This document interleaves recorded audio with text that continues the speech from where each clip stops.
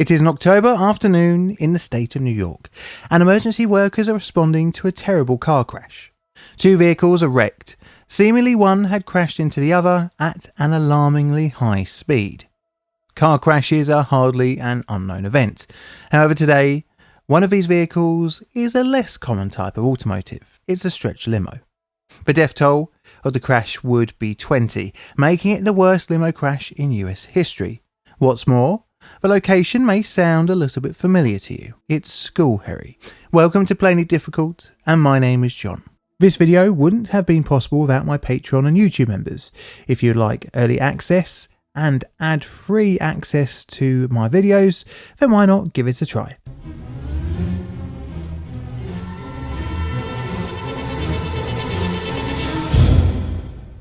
Background. Limousines I've always found to be bizarre things. Here in the UK, you really only see them in three scenarios: funerals, weddings, and drunk teenager parties. Personally, I don't think they work here, as our roads in many places just don't suit long vehicles. Plus, the cars chosen for conversion aren't always the most exciting, unless it's an import. I mean, who would really get excited by a Vauxhall Omega Stretch? The reason why these such abominations exist is because limos are usually made from pre-existing vehicles. Usually, but unlike in the Omega case, it is a luxury vehicle. In its most basic form, a coach builder would cut the future limo in half, place it on an extended frame, and add an additional section of metalwork and windows. Usually this is all done using pre-made limo kits. But such vehicles come with a little bit of a shortcoming, and I don't just mean the vehicle's now awful turning circle, that is its crashworthiness. Unsurprisingly, cutting up a car and adding a non-original section weakens its designed crash performance. After all, engineers of the donor vehicles haven't really planned for its in-stretchification. Regardless, today we're only looking at one limo, a limo that began its life in 2001 as a stock Ford Explorer. Constructed towards the end of the year 2000, the Explorer was purchased by a company called 21st Century Coachworks in Missouri. The Royal Limo Company of New York would purchase the vehicle post-conversion. The Coachworks added 148 inches to the vehicle's overall length, making it a whopping 30.9 feet long. More seats were added, changing the limo's classification to that of a bus. 7 of the 8 OEM seats were retained, but the extras were side-facing bench seats and a bench behind the added privacy divider between the driver's cab and the saloon.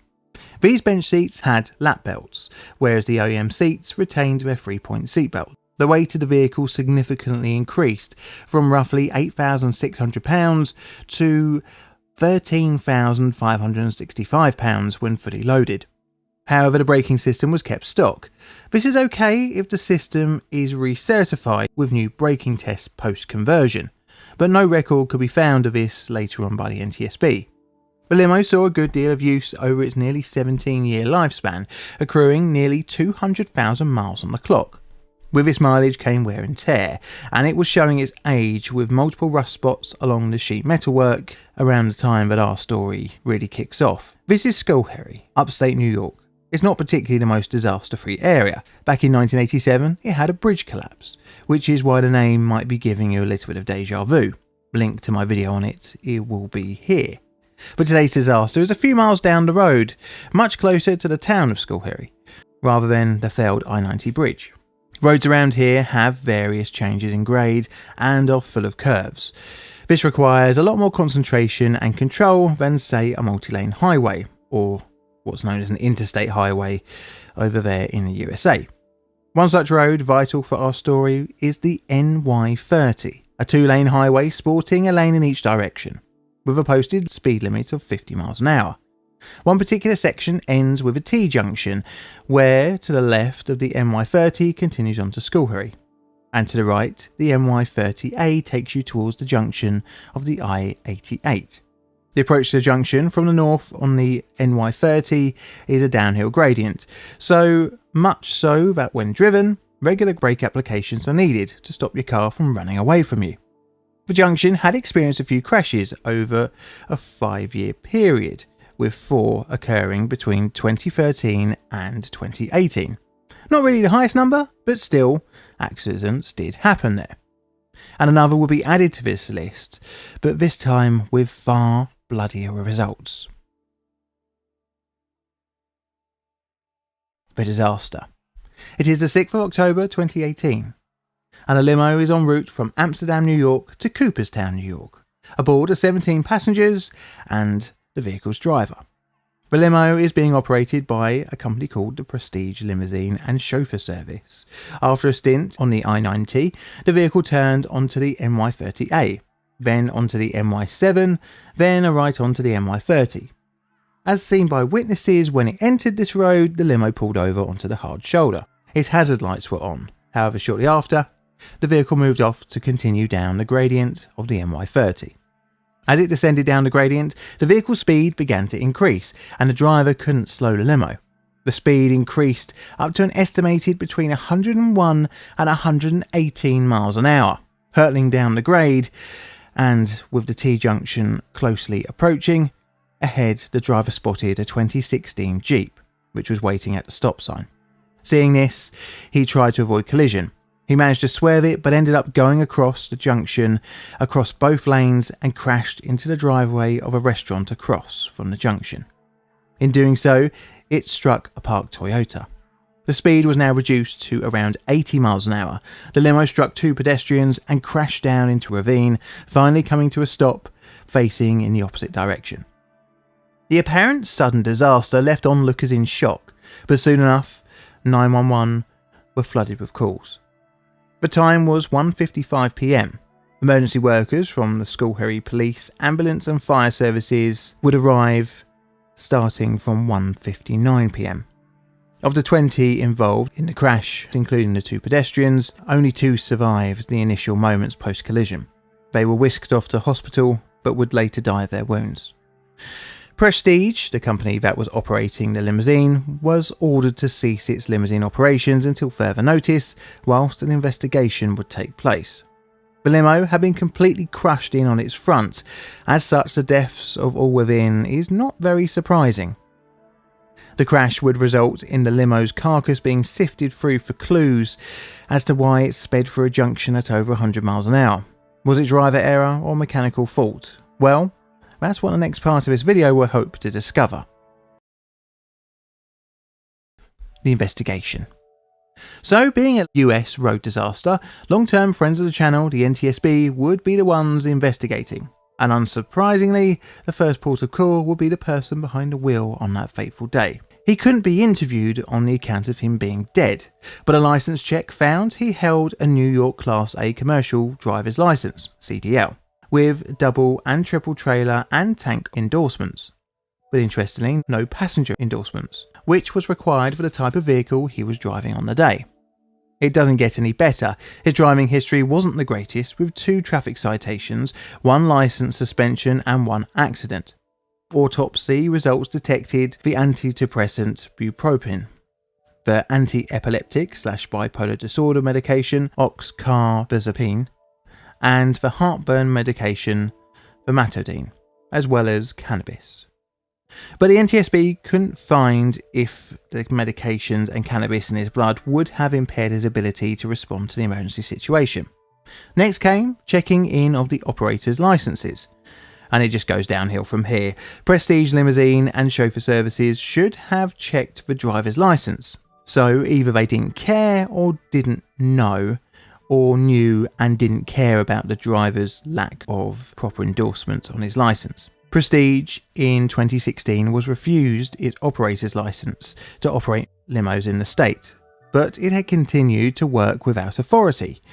But the New York State Department of Transport didn't really take any action against the company. After some restrictions on the NTSB to view the limo, eventually photos and samples were taken of the crashed vehicle. The limo wreck was pulled over, and the rust on the panelwork was just the tip of the death trap iceberg. The company had a fleet of 4 vehicles, including the crashed limo. The others were 3 Lincoln Town Car stretch limousines. All were found to be not in the best usable condition, with floors rusted out and general maintenance having been neglected for years. The crash limo was discovered to have been bought by Prestige on the 21st of July 2016. Between July 2016 and September 2018, it had been driven 11,212 miles. The rear brakes had been serviced in 2016 and 2018, but nothing was known about any repair works on the front brakes. Just a quick word on the brakes used aboard. They were pretty standard style disc and caliper arrangements, where the pads are pushed onto the surface of the disc via a hydraulically activated piston.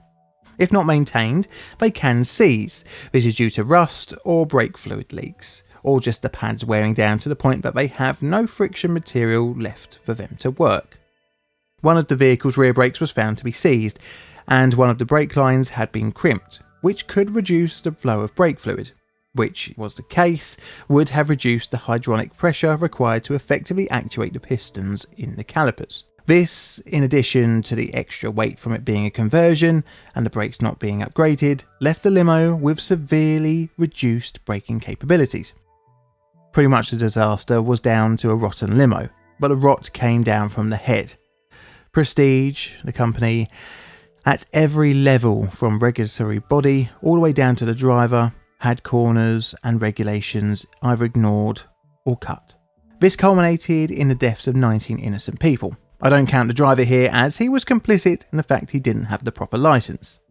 The NTSB would say in their findings, the National Transportation Safety Board determines that the probable cause of the Schuylkill, New York crash was Prestige Limousines and Chauffeur Services' egregious disregard for safety in dispatching a stretch limousine with an out-of-service order for a passenger charter trip, resulting in the failure of its braking system while descending the steep grade of New York State Route 30. The company's owner, Shahid Hussain, fled the country to Pakistan, leaving his son, Nauman Hussain, holding the bag and in the sights for criminal charges. He will be charged with 20 counts of criminally negligent homicide and second-degree manslaughter.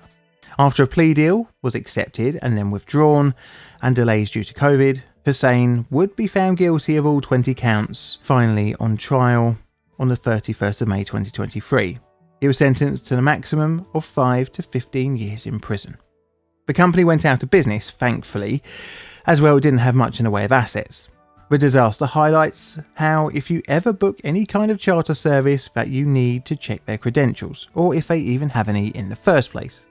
As I'm sure there are hundreds of operations out there just like this. There's only a matter of time before an accident similar to the Schuylkill crash is repeated. Now, time for scale time. It's going to be a 4. And this is what I've got for my bingo card. Do you agree?